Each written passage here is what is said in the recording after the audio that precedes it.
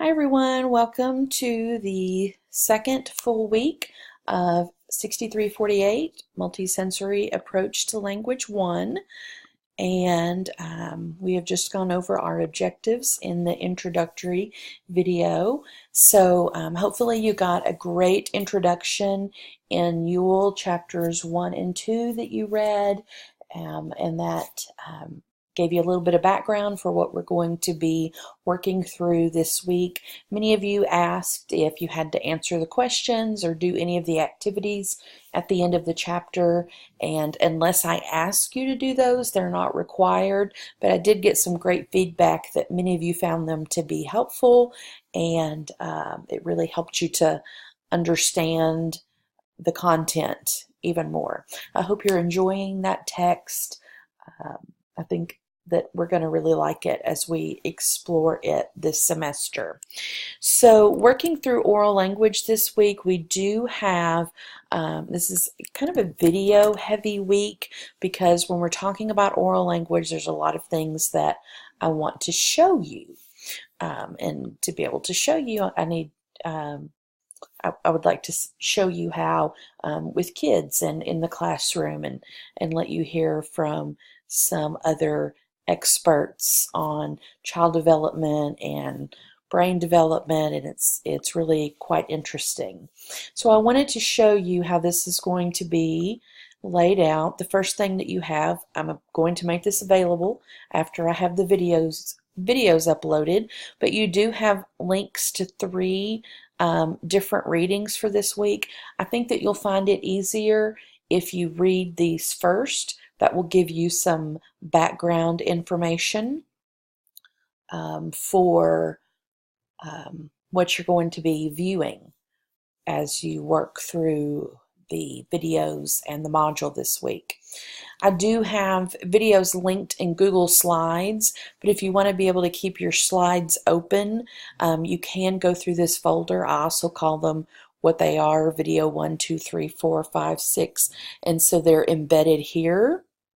And so this might be helpful for you if you don't want to keep linking out of slides and you want to just stream from Blackboard. That would be fine too. So the first thing that you're going to see a couple of videos about is looking at actually the stages that language is acquired.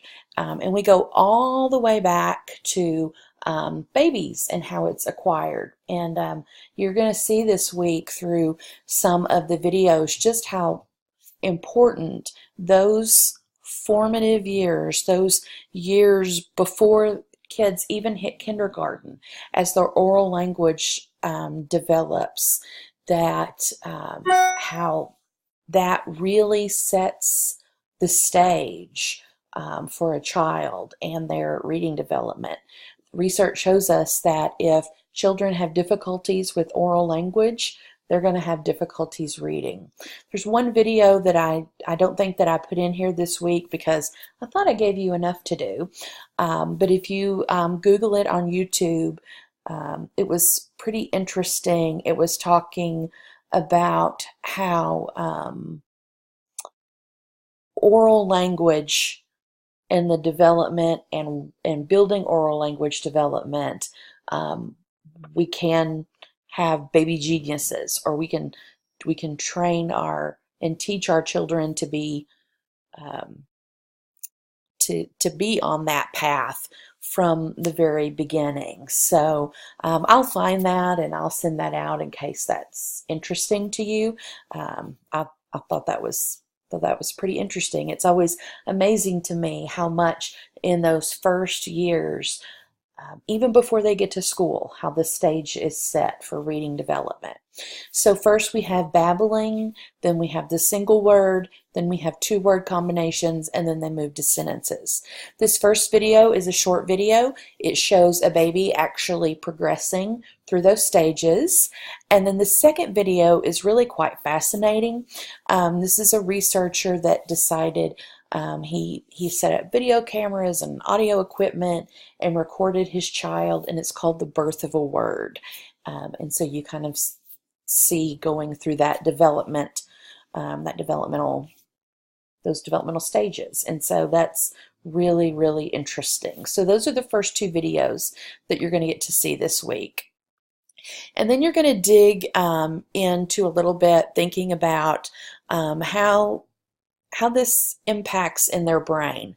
If you've had 6347, Foundations of Dyslexia, or if you're taking it now, you're really going to see Ms. Harrington does a great job of covering how dyslexia impacts the brain. Well, this is even going to show you how a child's brain, Dr. Cole is going to talk about how oral language, it helps to develop the brain. So that's a great TED video. And then another one is Why Talking to Little Kids Matters. And it's another one that just, again, we're setting that stage even before they get to school and then after they're in school. Why this is so important that kids hear language and are exposed to language as much as possible. So you're going to watch those two TED videos, and then after that you're going to pop back into Blackboard. And there is a discussion board. So your discussion topic is you've been introduced to the stages of oral language acquisition. I just talked about those 4 with you. You're going to have viewed several videos at that point about acquisition in the child's brain. And so I want you to kind of reflect on that and think about what you heard or learned so far that surprised you. I think that you're going to find some things that surprise you or are interesting to you. And then I want you to think about what you've heard or learned so far that you think will be important in your classroom for all learners, but specifically when we're thinking about those who are struggling readers, or those who have dyslexia. So again, this is going to be a discussion post where we're going to read and respond to each other. So I would like to have your initial post by Friday and then respond to 2 others by Sunday at midnight. Okay? And then you're going to pop back in and we're going to move forward and we're going to think about why is this important. Okay? And then your 5th video is really going to talk about how oral literacy impacts and affects oral language. It is amazing, like I said, how much just talking to children, reading to children, exposing them to vocabulary from the very beginning and continuing that throughout school will continue to build their oral language, and that will also improve their reading. And then the 6th video comes from Children of the Code, which I'm not sure if Ms. Harrington uses any of these in 6347, but it's a great series. And this is a little short one, and I thought it would be interesting for you to see because we've been talking about through these other videos and what I'm talking to you about right now about how oral language impacts reading, but this video even talks about oral language and how we move from oral to written language on that continuum. So I think that you'll find that very interesting about how it impacts not just reading, but also writing. Then you're going to move forward, and we're going to think about how does that apply in the classroom. And your next video is going to talk about supporting oral language development in a language-rich environment. And I know that you have heard that a lot in your probably bachelor's programs, print-rich environments, just how important that is. And this is just a good reminder, but also how we're building oral language. It's not just that we're building, the students are seeing things and we're helping them with their reading, but we're helping with oral language. And then we're going to start thinking about how I could do this in my classroom. And so your next video shows about using interactive read alouds to support oral language development. And those are things that you can continue well into the upper grades and still be working on that oral language development. So then you're going to pop back out and you have a blog that you're going to do. And so then you're going to think about after reading the selections this week, viewing the videos, I want you to think about how you can incorporate oral language into your classroom or into the setting that you're in. Okay. Even if you are a parent and you're working with your child that has dyslexia, or you're homeschooling, think about how you can incorporate oral language even in those settings to help improve oral language and thus reading and writing.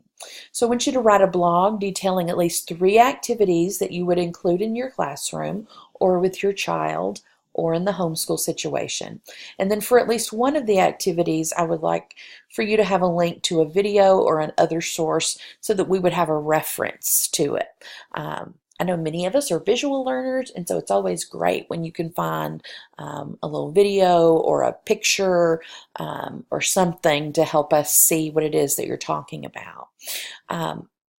Again, there are rubrics attached to these, so the discussion board is the same rubric that you had last time. The blogs, I'm going to show you how to access that rubric. Let's see. Here are your instructions. There should be, no, these are all me, blog details. Oh, I'm not in student view. Okay, let me go in student view. Interesting.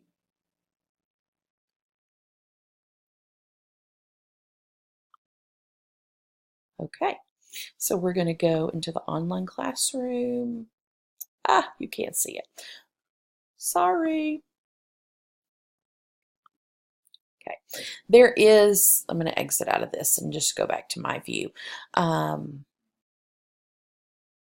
There is in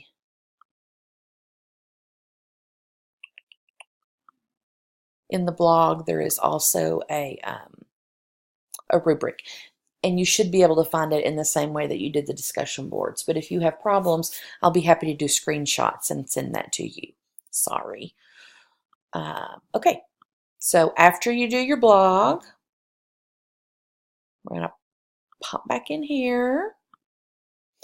And then to finish up the week, you're going to, I want you to think about theories of language acquisition. And there are 4 main theories. There's lots if you research that are referenced, but these are kind of the 4 big ones: behavioral, nativist, social interaction, and cognitive. Those are the big theories of language acquisition. So you have a little bit of a research assignment, but I'm going to give you 2 weeks to do this. So your other assignments are due by Friday and then Sunday. This one is not due until the following Sunday, so you get 2 weeks.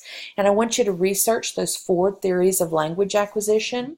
You're going to write at least a page on each theory, and this is what I'm looking for: that you give me a summary of the theory, that you tell me the researchers and theorists that are involved and a little bit about them, and then how that theory impacts learning and impacts the classroom.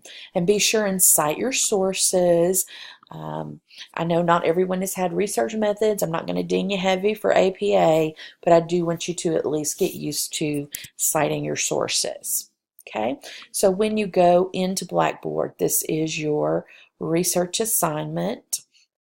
And then when you click on it, I also have a rubric that is attached to it that you should be able to see. And that one is due in 2 weeks. Okay, so for this week, you're reading, you're working through the Google Slides, and there's about 8 videos that you're going to be watching.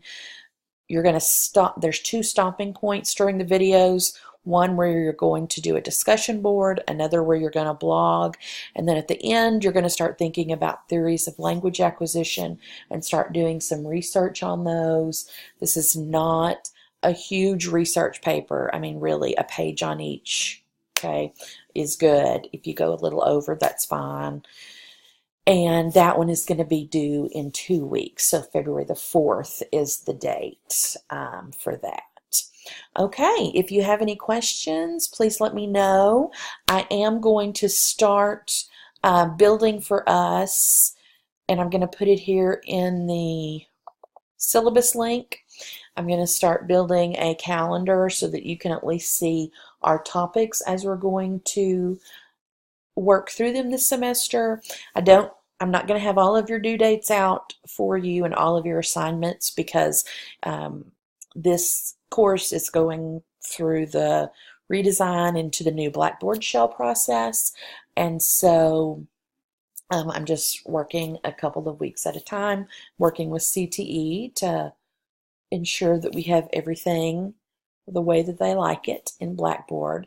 But I will let you know that you'll have something typically due on Sunday, and then if you have a larger assignment, I'll always give you more time, like the research you're going to have 2 weeks to do.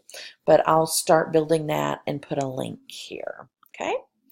All right, so that's it for this week. Have a great week, and I look forward to reading your discussion boards and your blogs and finding out what you learn about the theories of acquisition. Have a great week. Thanks.